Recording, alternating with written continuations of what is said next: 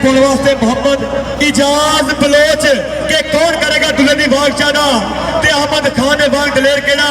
पता लग जू मैदान दे विच यारो पंजा पानियां दा बब्बर शेर केड़ा पंजा पानियां दा बब्बर शेर केड़ा चापी लगे चिड़ा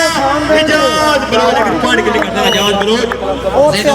साडे इधर दे बने ना फेर लवली झूठी पई है ताड़ी मारो कमांडो वास्ते जोरदार जिंदाबाद ए आज इजाज बलोच मास रेसलिंग का इंटरनेशनल प्लेयर इजाज बलोच जिंदाबाद है बलोचा जिंदाबाद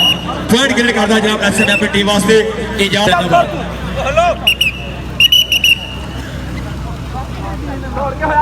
इजाज बलोच को रेफरी दी भी सुन लिया करो रेफरी ग्राउंड ले सदे नलके लाउन नहीं है उन्हां दी भी सुनो यार इसला जद मादर सुन लिया करो जिंदाबाद जी आ गया इजाज बलोच इस समय रेड के ऊपर बिल्कुल रेडी पट्टा नाल जद पट ने खैंदे टोलियां नूं जद हथ नहीं पैंदे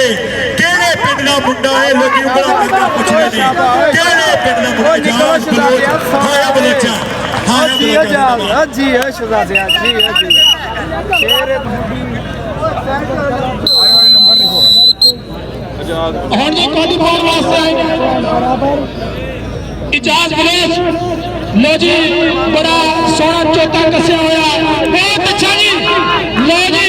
एनु टच कीता जी बहुत अच्छी कैंची मारी जी सूरत हाल बदलती हुई रेफरी और गोल ने हासिल कीता जी बैट सही था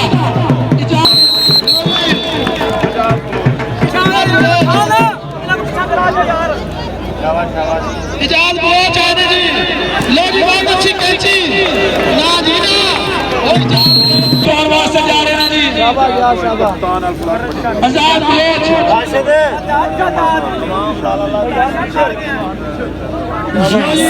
आजाद बलोच सवालियन टच मार और इस तरह रेफरी का फैसला देखना आएगा आजा आजा तू आजा आजा आजा तू आजा रेफरी का सामने आज जो है all star cricket control board ने मेरे ख्याल बहुत बड़ा टूर्नामेंट होया जिहदे तो बाद एक कबड्डी आवाज शहजादा इन्हां दी आजाद बलोच कप्तान अल्फलाक पट्टी ਜਿਹਦੇ ਵਿੱਚ ਵੱਡੇ ਵੱਡੇ ਸ਼ਹਿਰਾਂ ਦੀਆਂ ਟੀਮਾਂ ਓਪਨ ਟੂਰਨਾਮੈਂਟ ਹੋ ਰਹੇ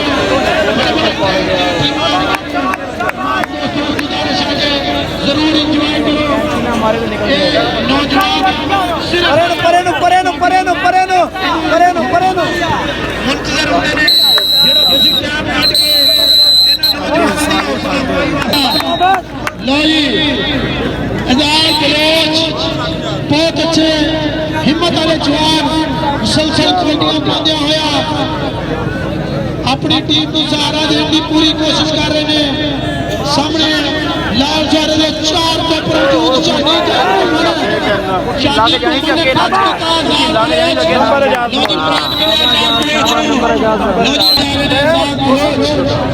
सामने शादी दूसरी शहर से कुरैशी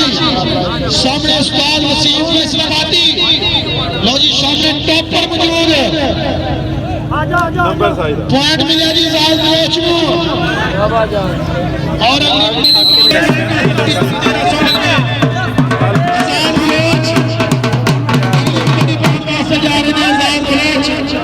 साडे बहुत अच्छे मेहमान टीम के अच्छे रहते हैं लो जी शादी